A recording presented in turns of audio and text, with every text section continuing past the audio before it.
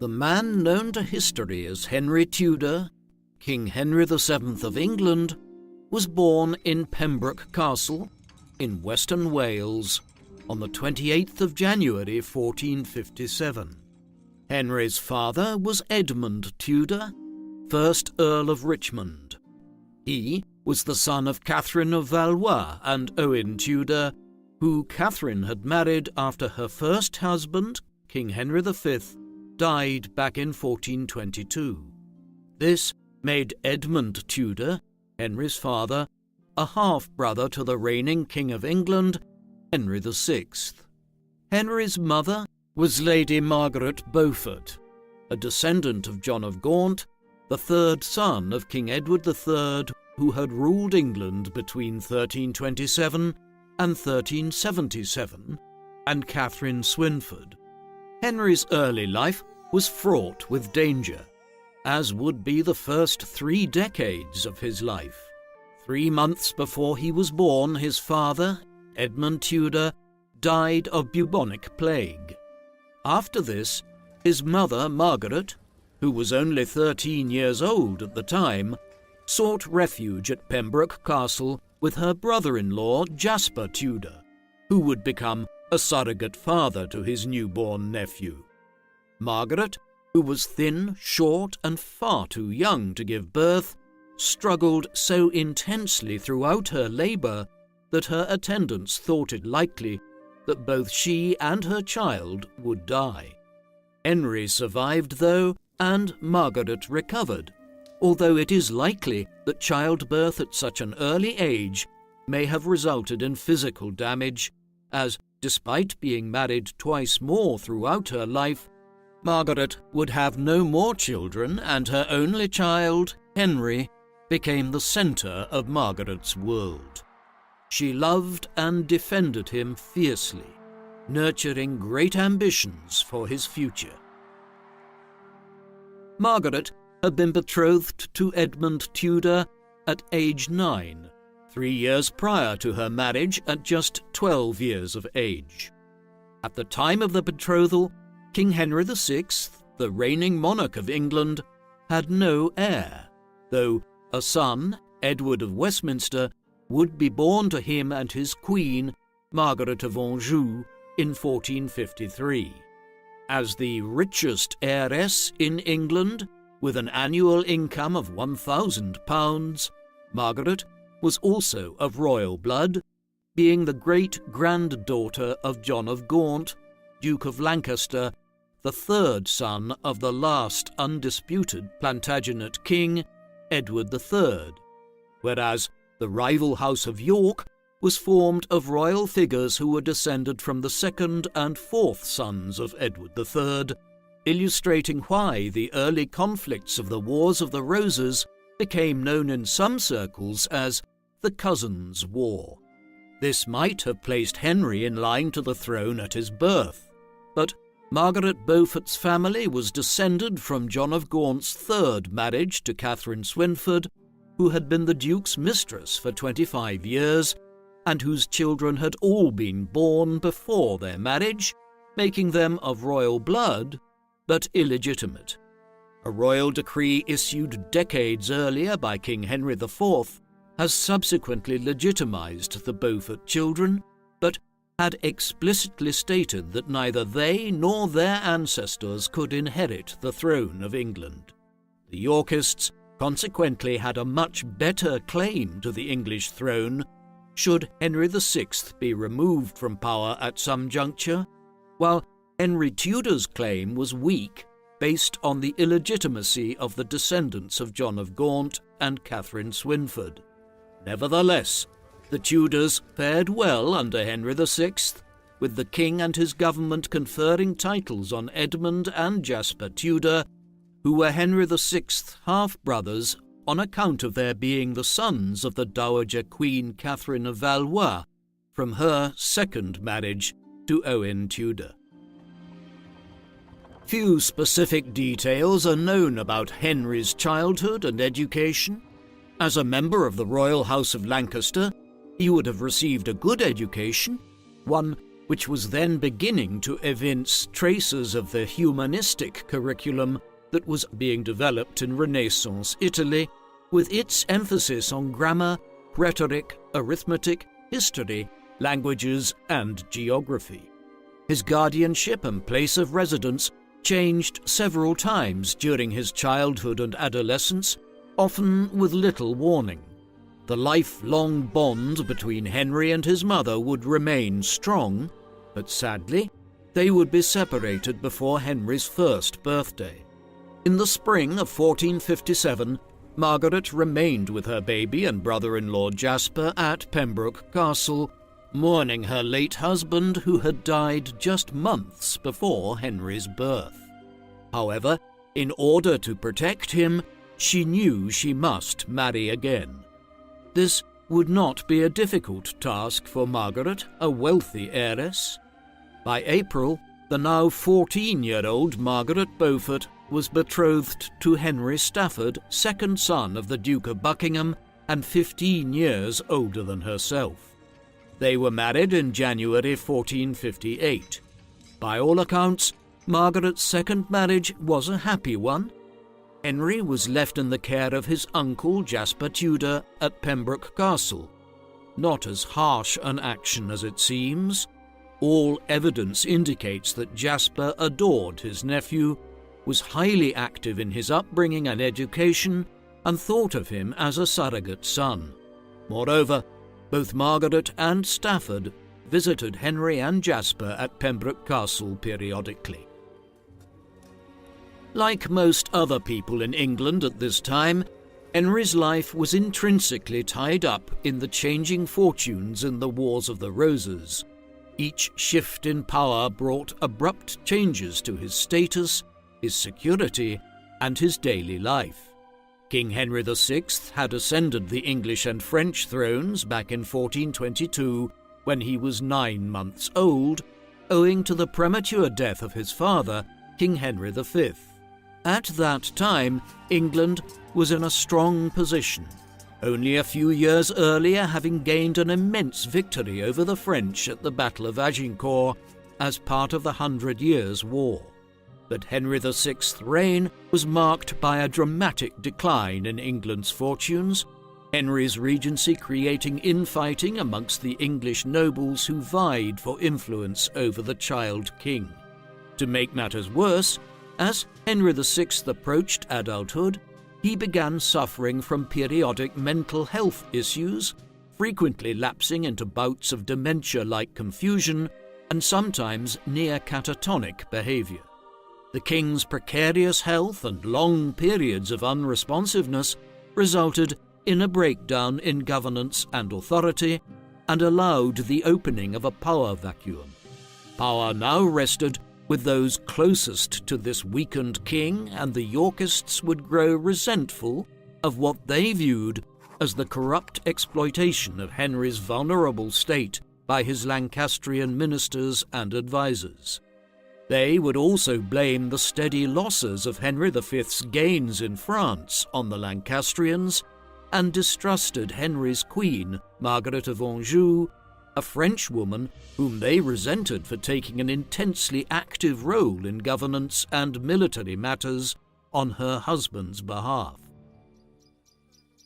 Meanwhile, the Lancastrians actively worked to keep the Yorkists, their Plantagenet cousins, from reaching for the throne themselves.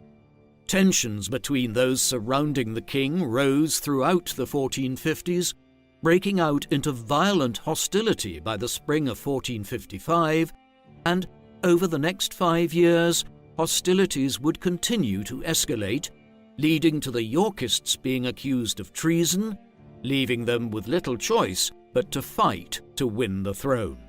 The leader of the Yorkist faction, Richard, Duke of York, had declared his claim to the crown and commenced a civil war to press that claim from the mid-1450s onwards.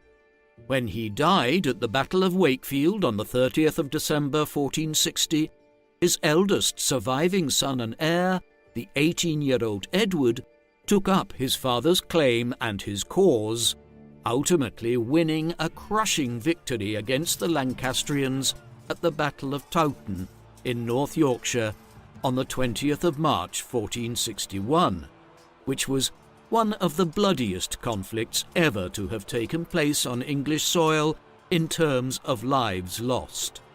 Approximately 50,000 troops were engaged at the peak of the 12-hour battle, and upwards of 15,000 were killed or wounded.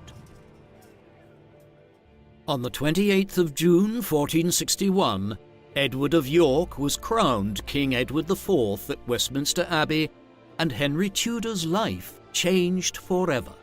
The first years of the new king's reign saw him attempt to consolidate his rule by removing or disempowering other claimants to the English throne. Henry VI was captured by the new king, but his wife, Queen Margaret, fled to France with her young son Edward of Westminster, the Lancastrian Prince of Wales. Meanwhile, 4-year-old Henry Tudor was stripped of his estates and title, Earl of Richmond, which earldom King Edward IV then gave to his own brother, George, Duke of Clarence.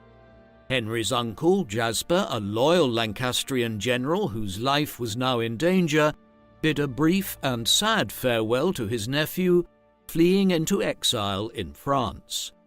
Subsequently, King Edward IV granted both Jasper Tudor's earldom of Pembroke and the wardship of Henry Tudor to the Yorkist loyalist Sir William Herbert. Henry would remain at Pembroke with Herbert for the next 8 years, a virtual prisoner of the Yorkists. While Henry's position had changed substantially, he was likely too young to understand fully what was occurring. Edward IV had assigned him a Yorkist guardian in order to watch him, to ensure that he did not develop any ideas concerning his own claim to the throne, no matter how weak it might be. Although the boy was technically a prisoner, there is no evidence that Sir William Herbert mistreated Henry. Instead, he continued to live in the home he knew and continued to receive regular, though closely supervised, visits from his mother and stepfather.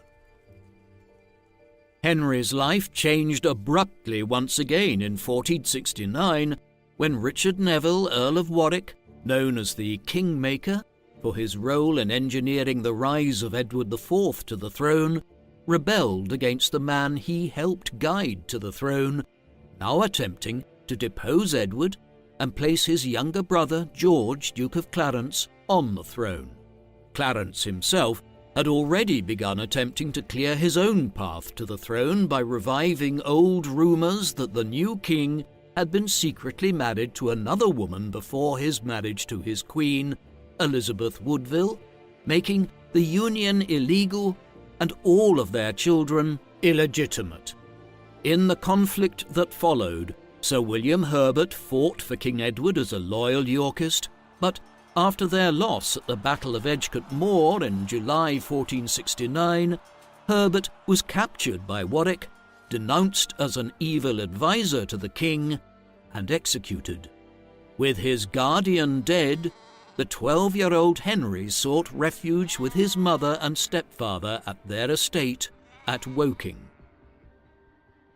By 1470, it was clear that Warwick had failed to gain support to place the Duke of Clarence on the throne, and having gone too far to reconcile with Edward now, he instead threw in his lot with the Lancastrians, travelling to France and making a deal with Margaret of Anjou to place her husband, Henry VI, who was still imprisoned in the Tower of London, back on the throne. With this agreement in place, Warwick headed to England with support from France and quickly drove King Edward from London before liberating a confused Henry VI from the Tower. Around the same time, Jasper Tudor returned from exile and promptly brought his nephew Henry to court. An uneasy peace reigned for less than a year before Edward IV returned, defeated the forces of Warwick at the Battle of Barnet on the 14th of April 1471, and then defeated the combined forces of Margaret of Anjou and the Lancastrians at the Battle of Tewkesbury on the 4th of May. After this, he resumed the throne officially on the 21st of May. That very night, Henry VI was murdered in the Tower, most likely by a hard blow to the back of his head. Some historians believe that the murder, ordered by King Edward, was actually carried out by his younger brother Richard, later the reputedly ruthless Richard III. Whatever the circumstances, the reason for the act was clear. Edward was not willing to risk allowing Henry VI to become a focus of further conspiracies against his rule. What he must have only barely considered at the time was that in killing Henry VI, he was making the possibility of Henry Tudor being considered a claimant to the throne much more plausible. In the aftermath of the brief readaption of Henry VI and the swift restoration of Edward IV, most Lancastrians fled England, believing that Edward would now purge them if they remained in England. Fearful that Henry's life would be in danger, Margaret Beaufort made plans for her 14-year-old son to leave the country too. After the defeat at Tewkesbury, Jasper Tudor collected his nephew and the two boarded a ship at Tenby in Pembrokeshire, setting sail for Brittany in northwestern France and exile. They would remain in France for the next 14 years. Henry's mother did not join them there, though. Her third husband, Henry Stafford, had been killed at the Battle of Barnet, and 1 year later, in 1472, Margaret married again, this time to the Yorkist Lord Thomas Stanley. Some historians claim that this was a marriage of political expediency, that Margaret viewed the marriage as a way of staying safely close to the Yorkist court of King Edward IV and Queen Elizabeth Woodville. Through this arrangement, with Henry safely away in Brittany, she would be able to monitor the political situation in England and promote her son's cause there.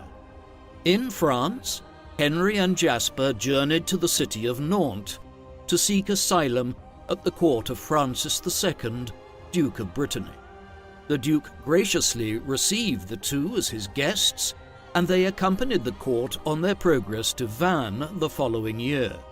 However, Duke Francis was in a difficult position, as he had given his word to shelter, protect, and provide for his guests, but two far more powerful men than he were also taking a keen interest in the fate of Henry and Jasper Tudor. From England, King Edward IV continually demanded that Francis extradite them back to England.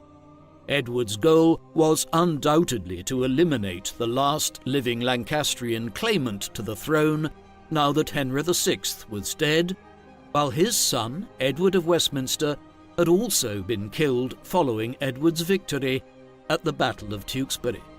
Duke Francis also had to consider the wishes of King Louis XI of France, who was first cousin to Jasper and second cousin to Henry, who also wanted to keep the Tudors safe as potential bargaining chips with England if Edward was minded to recommence the 100 Years' War in France. Duke Francis therefore had to maintain a delicate balancing act, keeping both King Edward IV of England and King Louis XI of France at bay while protecting his two Tudor guests. Eventually, Francis took the decision to separate the pair, sending Jasper to the Château de Josselin in the heartland of Brittany and Henry to the Château La Goë, originally a military fortress in the town of Elven.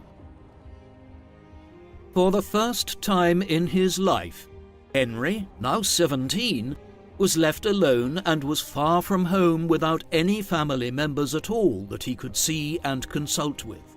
For 3 lonely years, he was effectively under house arrest in the chateau's highest tower, even as Edward IV continued to press for Henry's extradition to England.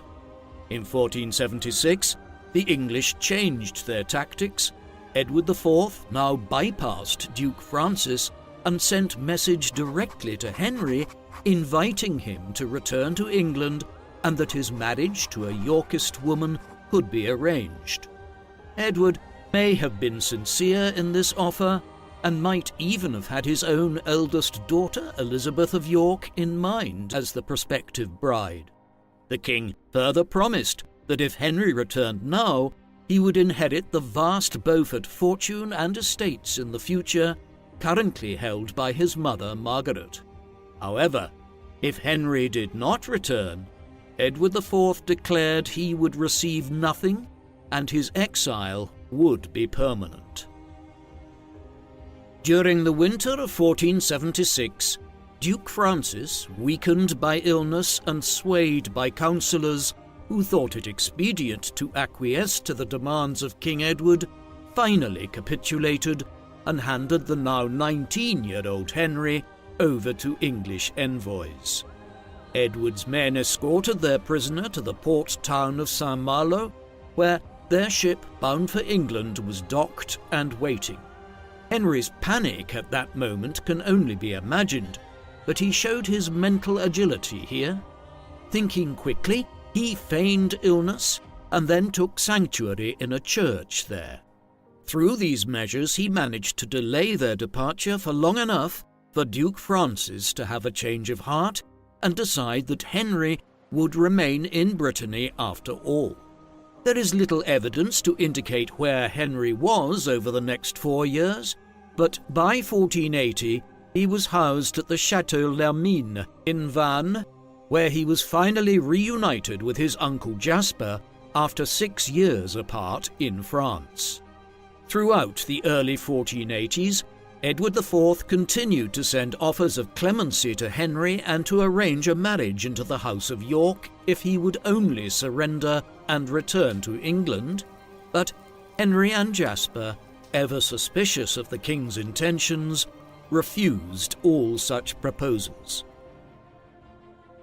On the 9th of April 1483, the obese Edward IV, whose health had been failing throughout the preceding year, died.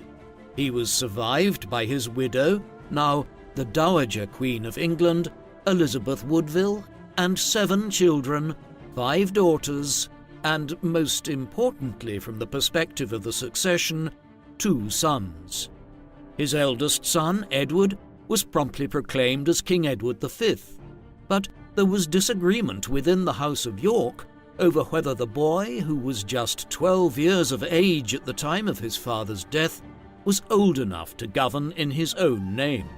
His mother believed so, and the former king's councillors agreed that Edward should be crowned without delay. Yet the boy's uncle, King Edward IV's younger brother Richard, evidently saw it differently. As the last of Edward IV's brothers, Richard was now in a position of some authority during his nephew's rule as a child king. He quickly had himself named as Lord Protector until Edward V came of age. Within only a few days of their father's death, Richard had Edward V and his younger brother Richard of Shrewsbury detained and placed in the Tower of London, claiming that this was for their own safety and that there was a plot afoot to usurp Edward. In reality, the plotter was Richard himself, who now set about reviving the rumours that his brother's marriage to Elizabeth Woodville had been illegal and that Edward V and Richard of Shrewsbury were illegitimate.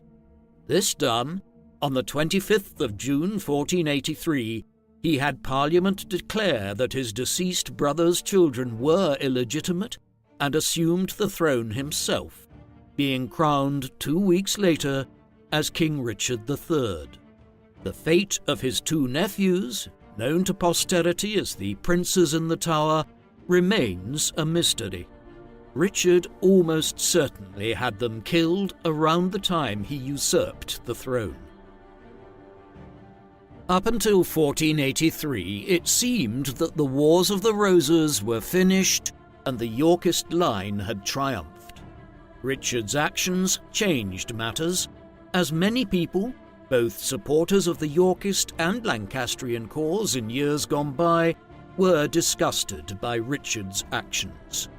many former supporters of King Edward IV absconded to France and began contacting the 26-year-old exile Henry Tudor, still sheltering in Brittany, and his uncle Jasper. As tenuous as his claim to the throne was, Parliament, having decided nearly a century earlier that the Beaufort line would be legitimised only on the basis that members of it could not succeed to the throne of England, Henry Tudor was now the best hope for those who wished to get rid of Richard III. Over the next 2 years, disaffected Englishmen who were unhappy with Richard III's regime flocked to Brittany to join the growing Tudor cause. Meanwhile, back in England, as opposition to Richard's rule crystallised, over the disappearance and assumed murder of the princes in the Tower, Henry's mother, Margaret Beaufort, entered into secret negotiations with Elizabeth Woodville, the Queen Dowager, proposing that if she offered support to Henry's cause, he would subsequently marry Elizabeth and Edward IV's eldest daughter, also named Elizabeth, once he was King of England, in the process reconciling the various factions and bringing the Wars of the Roses to an end. Margaret was thus instrumental in organising the rebellion from England in secret and wrote to Henry in France about the negotiations for his marriage. These efforts by Margaret in 1483 also revolved around a planned rebellion by her in-law through her second marriage, Henry Stafford, 2nd Duke of Buckingham. In the late autumn of 1483, he revolted against Richard III, the plan being for Henry to cross from France with his supporters to join him. With ships, men and supplies loaned from the Duke of Brittany, Henry attempted to sail for England, but was prevented from doing so for several days by inclement weather conditions in the English Channel. Richard promptly crushed Buckingham's rebellion and had the Duke executed.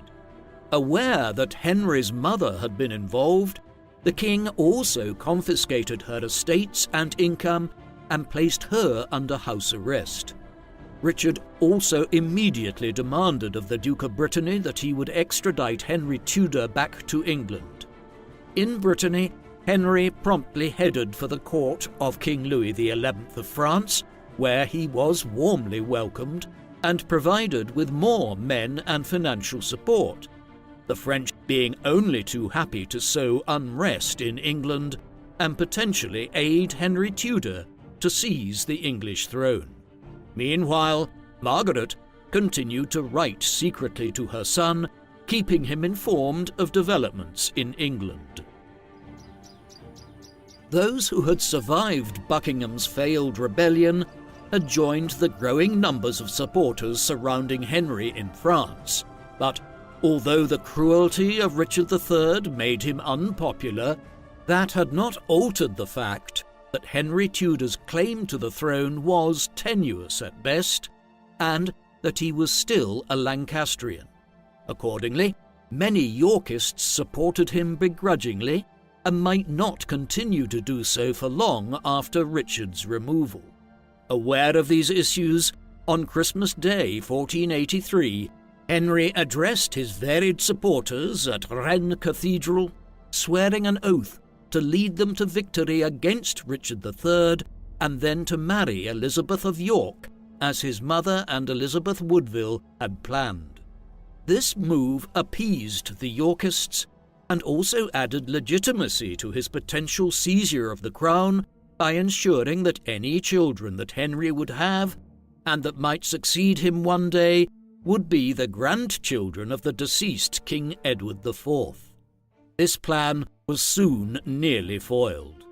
In England, after his queen Anne Neville died in March of 1485, rumours began to circulate at Richard III's court that he intended to marry Elizabeth himself, despite the fact that she was his niece.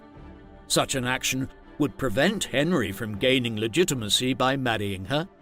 This development lent urgency to Henry's second attempt at an invasion of England and he finally set sail for England on the 1st of August 1485, accompanied by only a few thousand men. A small and not very unified force, Henry's army was comprised of Englishmen, Welshmen, and French mercenaries. They landed quietly in Wales, hoping to raise additional support locally before confronting Richard III's forces. They dropped anchor on the 7th of August at Mill Bay and struggled ashore near the town of Milford Haven in Henry's native Pembrokeshire, from which he had fled seemingly never to return 14 long years before.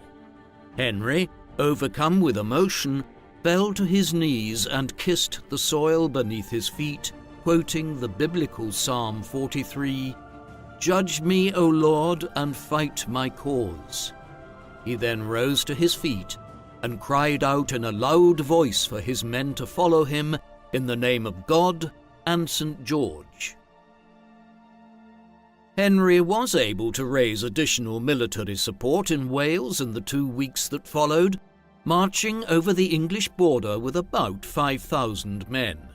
They met with Richard III's significantly larger force of between 10,000 and 15,000 at Bosworth Field in Leicestershire.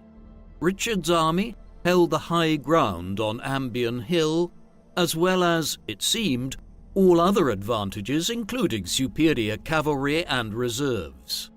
However, the considerable forces of Lord Thomas Stanley, Henry's stepfather from his mother's 4th marriage, had not yet committed for either side, despite the fact that Richard was holding Stanley's son, Lord Strange, hostage to ensure Stanley's military support. Henry's infantry advanced first, under an intense exchange of fire. To reduce the damage of the barrage, they spaced themselves out across the field as they advanced. The vulnerability of these lines encouraged Richard's infantry to charge, at which point Henry's infantry reformed into a dense, wedge-shaped formation against which Richard's attack collapsed. Richard then attempted to send in his reserves, the men of the Earl of Northumberland, Henry Percy. It is unclear why Percy's men failed to charge. Northumberland may have been waiting to see what Lord Stanley would do. It is also possible that he and his men may have been constrained from mobilization by the marshy ground, but Richard, it seems, had grown too impatient to wait any longer. He had sighted Henry at the rear of his army with a small cavalry contingent. Assembling a retinue of his household knights, Richard led a charge down the hill towards the bodyguard surrounding Henry Tudor. Richard charged boldly across the field on his horse. In the moments that followed, he killed Henry's standard-bearer and came within feet of Henry himself. The moment of Richard's attack, however, was the same moment Lord Stanley gave his men the order to join the battle on Henry Tudor's side.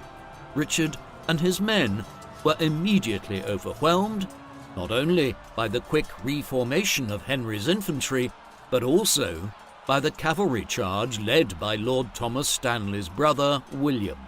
Richard was surrounded and his own troops were cut down around him. Brandishing his sword, he cried out that he would die a king on the battlefield. This is exactly what happened. Shortly afterwards, Richard III was knocked from his horse, impaled by an unknown Welsh pikeman, and was then viciously beaten to death by Henry's men. Lord Stanley, who had not fought at all during the battle, then rode across the field towards Henry, stopping to collect the crown from the mutilated body of Richard III, which he then placed on Henry's head. With victory at Bosworth Field, Henry Tudor became King Henry VII of England. The odds against Henry had seemed nearly insurmountable, but he had achieved what no one, except perhaps his mother, thought he would. He had won the throne of England. Many challenges lay ahead, though. He now had to establish and build a stable regime into a dynasty that would outlast him. This would be no easy task after decades of civil war in England, and from the vantage point of 1485, Henry must have assumed that a claimant to the throne would soon emerge to challenge him, much as Richard III, Edward V, Edward IV, and Henry VI had all been challenged since the 1450s. Thus, one of Henry's first actions was to imprison the 9-year-old Earl of Warwick, son of George, Duke of Clarence, a nephew of Edward IV, and the last known male Yorkist claimant to the throne. Henry also issued pardons and favours to his supporters. He conferred the high honour of the title My Lady the King's Mother on Margaret Beaufort, who did not fail thereafter to sign herself Margaret R, or Regina, even though she had never been crowned queen. Henry also rewarded his stepfather, Lord Thomas Stanley, Earl of Derby, and his brother, Lord William Stanley.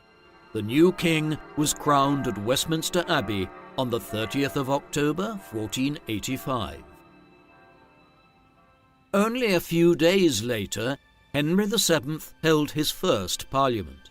In the course of this, efforts were made to try to invalidate Richard III's 2-year reign and to legitimize Henry's own accession, with legal arguments put forward to indicate that Richard was a usurper, whereas Henry was the rightful claimant after Richard had killed his 2 nephews, the sons of Edward IV. The Parliament also overturned the decree issued by Richard's Parliament, which had declared the marriage between Edward IV and Elizabeth Woodville illegal and rendered their children illegitimate in the process. This legitimized Henry's future bride, Elizabeth of York, and ensured that any children he might have with her would be considered legitimate. Finally, Henry also undertook efforts at this time to rewrite the history of his fight for the throne. He backdated the Battle of Bosworth Field to the 21st of August 1485, when it had actually taken place on the 22nd of August. This was a minor change, but by pushing the date back by 1 day, Henry gave himself the ability to accuse anyone who had fought on Richard's side at Bosworth Field of treason. It was an early indication of the kind of ruthlessness which, over time, would engender much criticism of Henry VII. The move caused much disquiet and fear, yet at this early stage, this action by the new king was little more than a simple reminder that all were spared and made prosperous only by Henry's grace and favour. The tactic, though, would fail to ensure domestic peace in England, and Henry would face no less than 4 rebellions over the next 12 years. Henry VII delayed honouring his promise to marry Elizabeth of York until the following year. They eventually married on the 18th of January 1486. The reason for the delay is unclear, especially so when we consider that Elizabeth gave birth to their first child less than 7 months after their wedding, indicating that she was already pregnant when she was brought to the altar. This highly suggests that Henry had only made his final decision to marry Elizabeth when he learned she was pregnant and could be reasonably confident that a male heir would result from the union in order to secure the new Tudor dynasty. Despite this utilitarian initial approach to the marriage, Henry and Elizabeth's marriage developed over time into a partnership of genuine love and respect. It was not only Elizabeth's bloodline, but also her popularity with the Yorkist nobles and the English people, and her loving devotion to Henry and their children, which propped up Henry's rule. Their marriage is somewhat unique in the medieval and early modern history of England, as Henry VII is not believed to have ever taken a mistress during his marriage. The union eventually resulted in 7 children over 17 years, 4 of whom survived to a marriageable age. The next 24 years of Henry VII's reign were marked by rebellions, challenges to his rule by rival claimants to the throne, and various efforts on Henry's part to preserve and strengthen his hold on England. In April 1486, he put down a minor rebellion organised by some Yorkist supporters, the 2 remaining Stafford brothers, and the Viscount Lovell. Later that year, on the 19th of September, the houses of York and Lancaster were truly united with the birth of Prince Arthur Tudor at Winchester. The birth of a male heir promised the coming of a new age of peace in England, and Henry's decision to name his eldest son after the legendary King of Britain and Camelot was highly symbolic. Henry's mother-in-law, Elizabeth Woodville, was godmother to baby Arthur at his christening. Nevertheless, just a few months later, the Queen Dowager was stripped of her estates and sent into forced retirement at Bermondsey Abbey.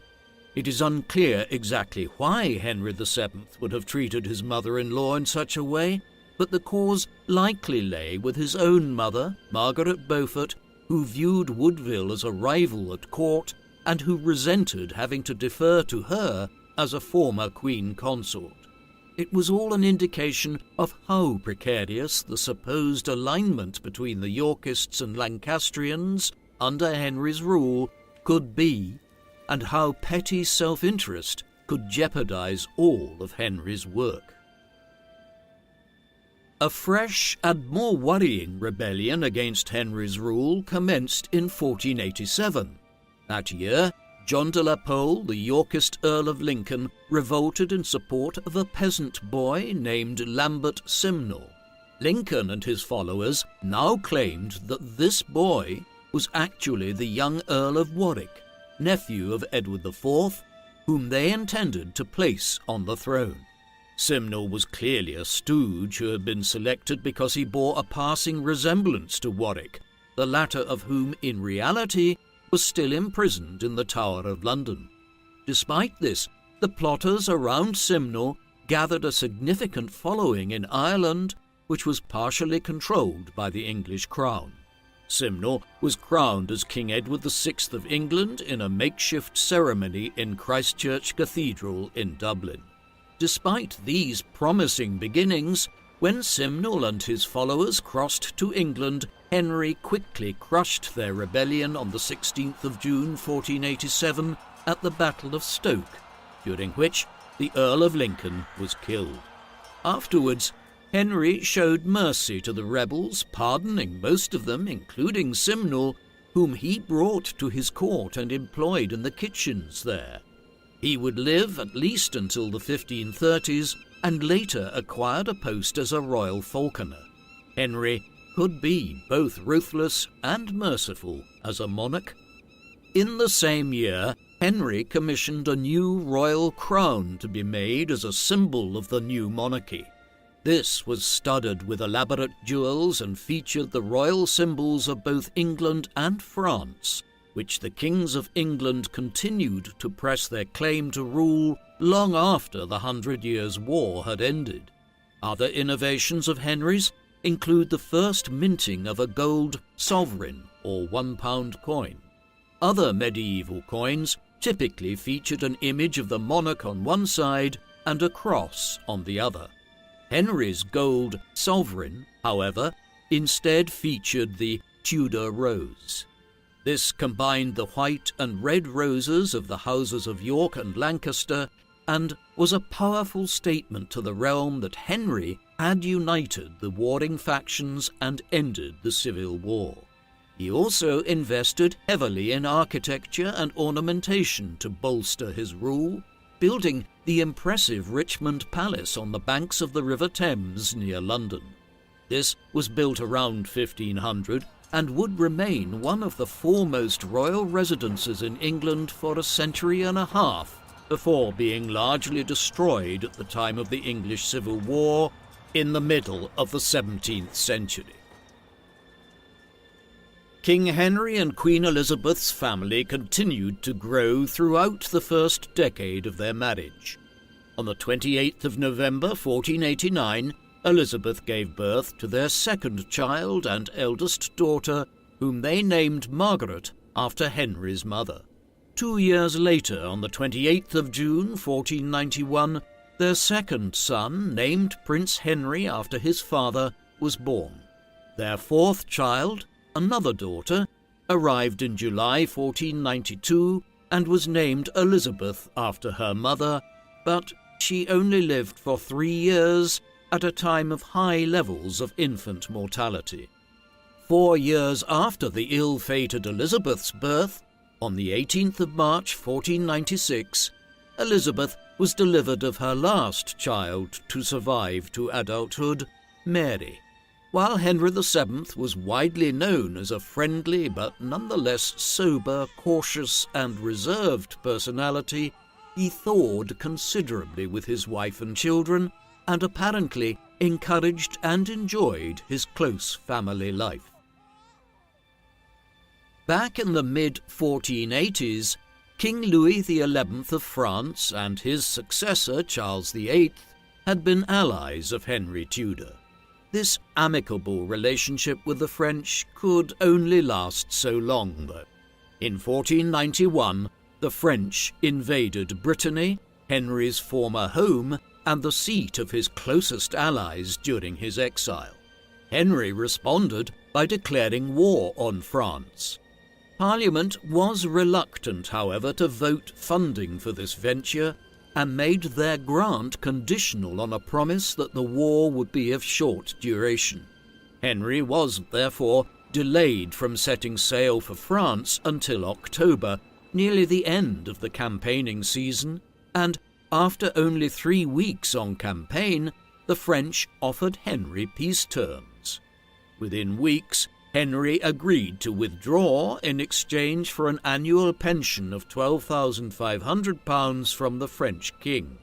It was a relatively shrewd move on Henry's part, yet for many Englishmen, who viewed war with France and the reimposition of England's claims to regions like Normandy as a point of English national honour, this was perceived as a cowardly move. In the 1490s, Henry had to deal with fresh unrest emanating again from Ireland as word reached England that a young man who had spent time there called Perkin Warbeck was claiming to be Richard of Shrewsbury, the younger son of King Edward IV. In reality, Warbeck was another impostor. His background is shrouded in legend, although most historians agree that he probably hailed from the Low Countries and had been plucked from obscurity there by the Countess of Burgundy, a sister of the deceased King Edward IV, on account of his resemblance to Richard. These claims were worrisome. Henry's kingship was predicated on the understanding that Edward IV's sons had been killed by Richard III, and that he had the strongest claim to the throne as a result. Moreover, unlike Lambert Simnel before him, Warbeck was at large for several years and acquired powerful allies in Scotland and on the continent, as well as in Ireland. He also was an active rebel, unlike the passive Simnel. In order to meet this challenge, as Warbeck prepared to invade England, new taxes were imposed by Henry in England. These, in turn, sparked outrage and rebellion in Cornwall, leading to a general rebellion across southern England in the summer of 1497.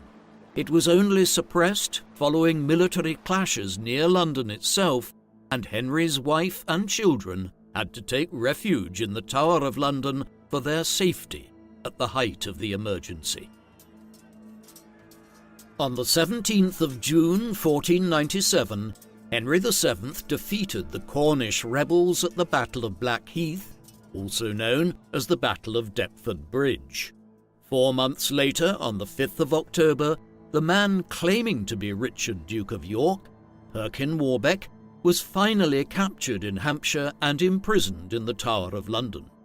After extensive interrogation, he finally signed a full confession, stating that his claim to the throne of England had been fraudulent and that his real name was indeed Perkin Warbeck, while he was a common Flemish man from the town of Tournai in what is now Belgium. With this, Henry was able to broadcast to the realm that this man was not the returned son of Edward IV. After a failed attempt to escape from the Tower in November 1499, Warbeck was executed, bringing to an end a 4-year episode which ended up costing Henry over £13,000, an enormous sum in the late 15th century, and creating huge unrest across the kingdom at the same time.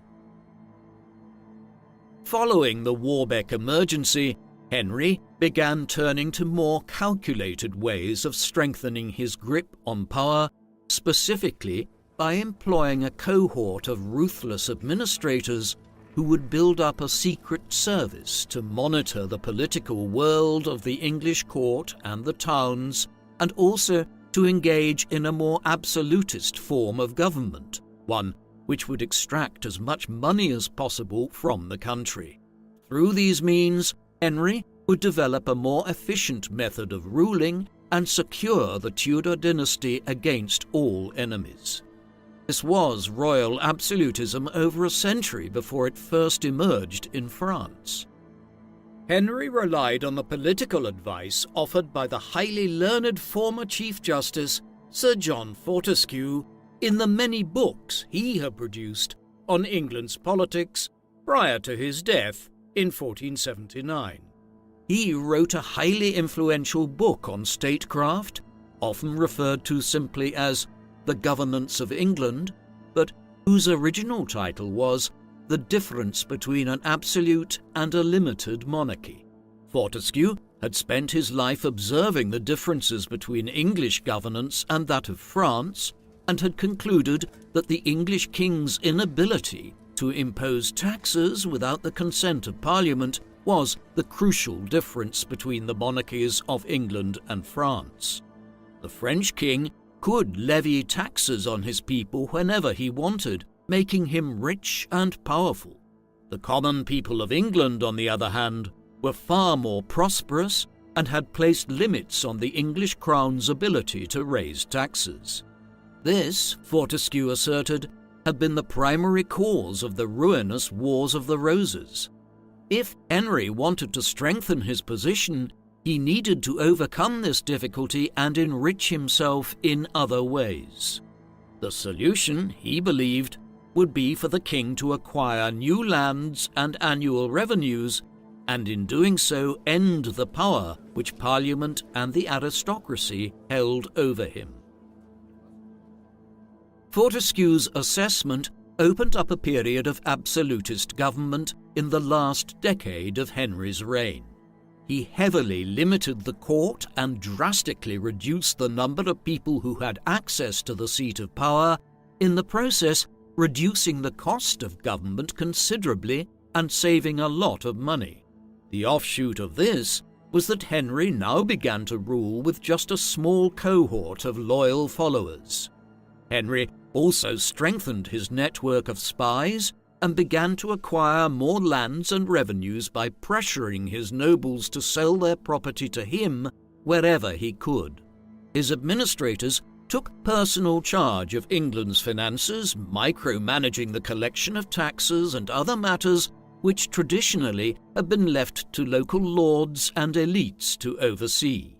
All of this was deeply resented by the political nation, yet there was also no denying that it was effective.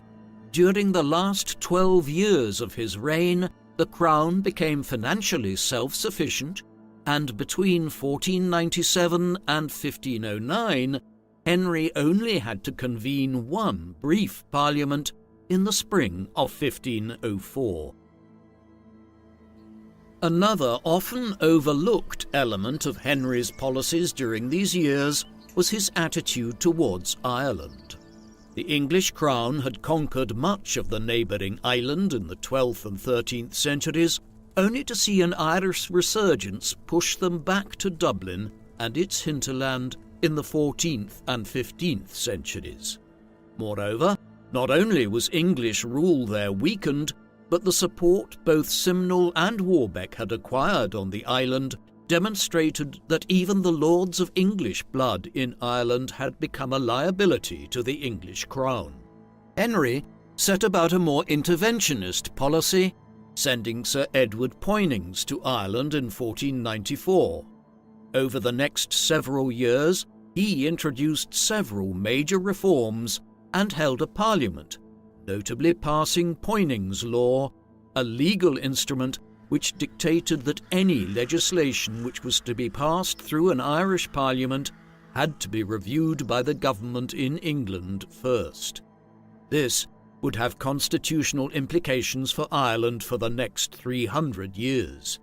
Henry also canvassed opinion on leading an army to Ireland to engage in a military conquest of the rebellious English lords and the native Irish lordships there, though in the end he decided this would be too costly and continued to allow the powerful Earls of Kildare to manage the Dublin government on his behalf.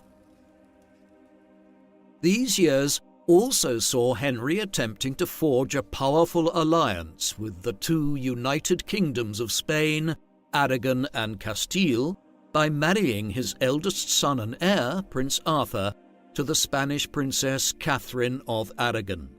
On the 12th of November 1501, London crowds cheered as the 16-year-old Catherine passed through the city to the palace at Westminster. 2 days later, on the 14th of November, Arthur and Catherine were married at St. Paul's Cathedral in London, departing after a further 10 days of feasting, tournaments and entertainments for Ludlow Castle and their married life in the Welsh Marches. Having cemented such a prestigious marriage for his eldest son and heir, which had brought with it a very substantial dowry, Henry's legacy now seemed secure. However, less than 6 months later, disaster struck. In March 1502, Prince Arthur fell ill, possibly with the sweating sickness, a mysterious disease that regularly swept through Tudor England, the exact nature of which remains medically unclear to this day. On the 2nd of April, he died. Henry and Elizabeth were grief-stricken by Arthur's death. Henry's screams of anguish shocked members of the court who were not used to seeing their typically reserved monarch behave in this way. Arthur's funeral, while magnificent, was observed rather quietly at Worcester Cathedral, far from the crowded streets of London. The political fallout from the prince's death was immense. Prince Henry was now the only remaining male heir to the throne. To compound matters, less than a year later, Henry's wife died on her 37th birthday owing to a complicated pregnancy. The child that resulted from it, a girl named Catherine, lived less than 8 days. In under 12 months, Henry VII lost 2 children and his wife. The death of Elizabeth of York resulted in an outpouring of grief across the length and breadth of England. She had been well loved by the people, and her very presence had softened the hard edges of Henry's tendency towards autocratic rule. Her funeral procession and ceremony were among the grandest and most expensive events staged during the typically parsimonious Henry VII's reign, costing in excess of £3,000. Henry suffered an emotional collapse around this time. Despite a rocky and distrustful beginning, his marriage had become the rock of his reign, and the family he and Elizabeth had built together had softened the harsher edges of his personality. Following Elizabeth's death, Henry shut himself away for days, refusing to see or speak to anyone. When he finally emerged, many people noted that there was a harsher edge to him and he became harder and more autocratic in his ruling style. Despite his grief, Henry had to prepare for the succession anew. He took an especial interest in the education of his remaining son, Prince Henry. It was a difficult relationship. The king was a hard taskmaster, and his frequent criticism of Prince Henry might well have led to psychological issues which would, in turn, lead to the future King Henry VIII developing an extremely difficult personality himself, one which was a mix of overbearing brutality and thinly disguised narcissism. Also around this time, with a notable lack of emotion, Henry arranged the marriage of his 13-year-old daughter Margaret to King James IV of Scotland, a bare 6 months after his wife's death. The status of Princess Catherine of Aragon was also an issue. Following Arthur's death, the King and Queen of Spain had begun to demand the return of Princess Catherine's dowry, a very large sum of money which Henry desperately did not want to give back. After the death of his own wife, he considered marrying Catherine himself, but soon concluded that the most appropriate solution would be for Prince Henry to marry Catherine. To this end, he sought a papal dispensation for the betrothal of Catherine to Henry on the probably spurious basis that Catherine and Arthur had never consummated their marriage. The negotiations with Rome and with Catherine's parents in Spain would take many years, and in the end, Henry and Catherine would not marry until 1509, at which time there were still legal questions hanging over the marriage, ones which would be resurrected 20 years later with major consequences for English political and religious history. In the autumn of 1503, Henry recruited an experienced London lawyer named Edmund Dudley to assist him with his unscrupulous revenue-raising activities. Under Dudley's supervision, the Crown's fiscal policies became even more unpalatable.